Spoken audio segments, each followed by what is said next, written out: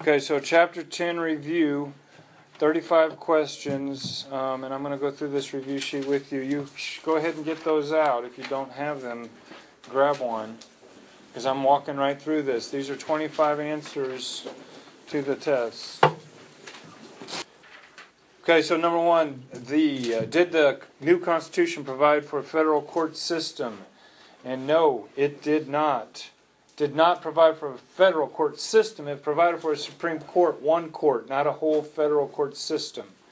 That's something they had to work out with this new Constitution.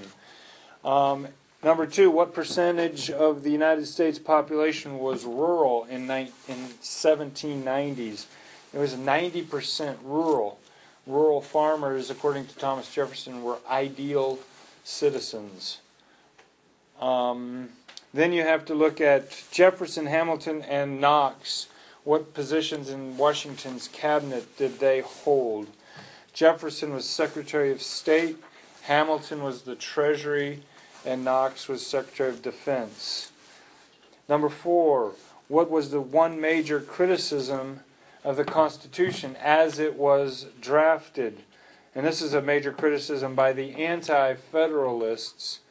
And they complained that it left out the Bill of Rights, or it did not provide guarantees for individual rights. Therefore, the Bill of Rights was to be added later. Number five, what was the intention then of this Bill of Rights? And the intention is to protect individual liberties against a strong central government and this potential tyranny of a strong central government. Protect individual liberties. Number six, Alexander Hamilton's financial plan for the economy, of course, was the national bank, and this favored the wealthy.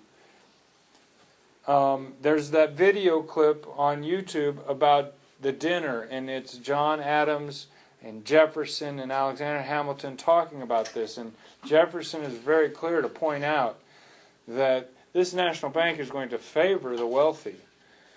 And Hamilton says, well, so be it. I guess that's just how it's going to be. Make sure you watch that video clip as well. I'll put that online as well. Number seven, states' rights are provided for in the 10th Amendment.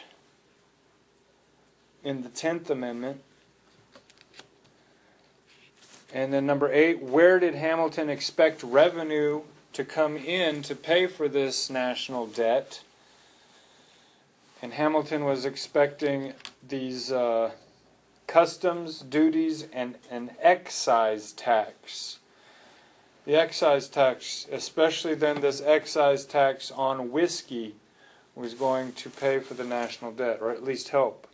He also felt like you could also sell land to citizens, and that would pay for some of the debt.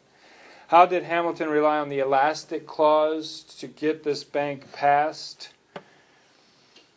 And so Hamilton proposed this Bank of the United States, and he felt like it was based on this necessary and proper clause. Hamilton clearly felt that this national bank was necessary and proper, whereas Jefferson clearly thought that this was not necessary.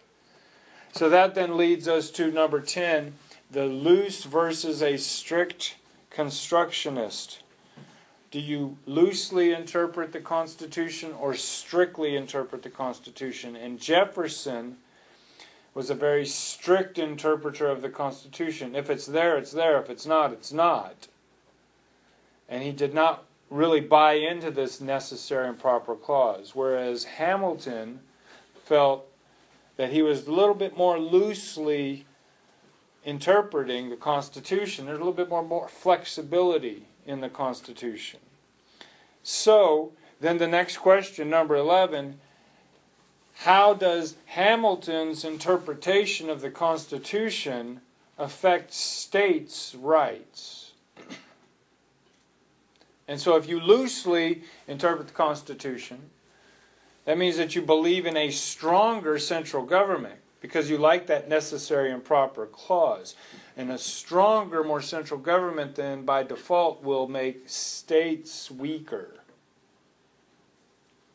Does that make sense? So to understand this strict interpretation, then you like states' rights and a weaker central government. Loosely interpreting the Constitution means you love that necessary and proper clause because it gives the federal government more power, thus weakening states' power by default. Whiskey Rebellion was a protest then, a protest on this tax. Then we have 14. What was the result of the opposition by Thomas Jefferson and James Madison to Hamilton's financial plans? This result was a formation of two political parties. This was kind of the first big argument, bank or no bank, strict or loose interpretation of the Constitution, necessary, proper, or not.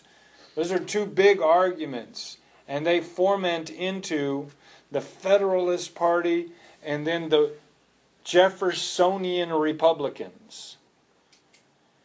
So those are kind of the first two parties. Number 15, what was the official stance of... Now we get into this part 2 of the PowerPoint. Number 15, what was the official stance of the American government towards the French Revolution? And their official stance is that we're neutral.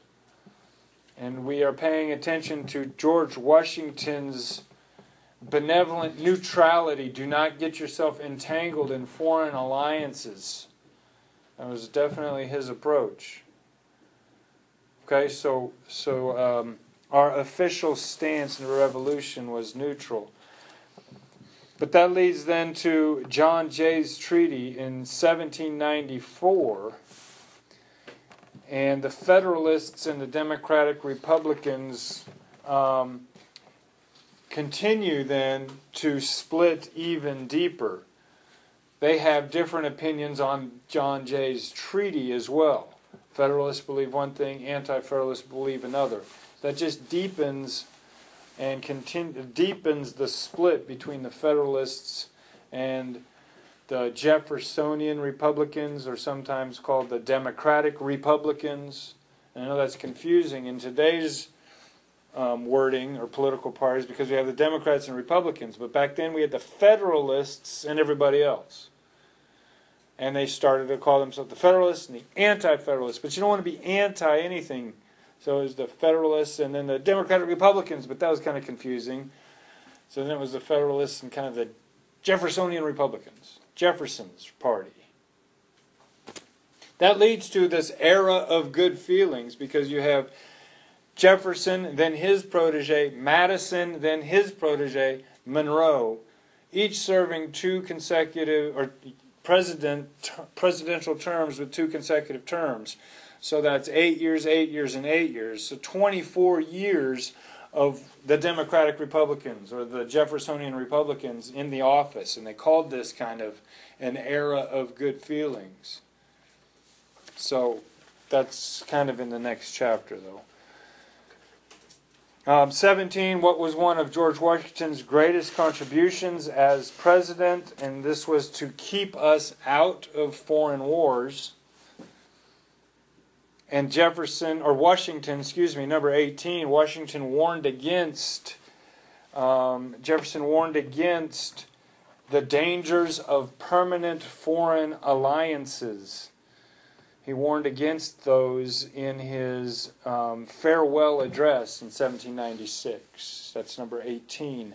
Number 19, what caused the deterioration of relations between the United States and France in the late 1790s? And this is the continuing seizure of American merchant ships by the French. And then this also leads to the Barbary pirates and the problems that we had in the Mediterranean Sea south of France. Okay, number 20. What was the immediate cause of this undeclared war? The XYZ affair, please look into that in the Part 2 PowerPoint, the XYZ affair. And then what finally caused Napoleon to negotiate a peace settlement in 1800? It's that he wanted to concentrate on gaining a lot more power in Europe. He wanted to focus on Europe, not the United States. 22. Why did Adams seek a peaceful solution to the undeclared war in France? And is to prevent an outbreak of a full-scale war. Adams knew that the United States could not and would not be very successful in a war against France. We were not powerful enough to do that. So he took a very unpopular political stance and avoided this war. 23. What was the main purpose of the Alien and Sedition Acts? And this is to silence and punish anybody who criticized Adams. And Adams was a Federalist.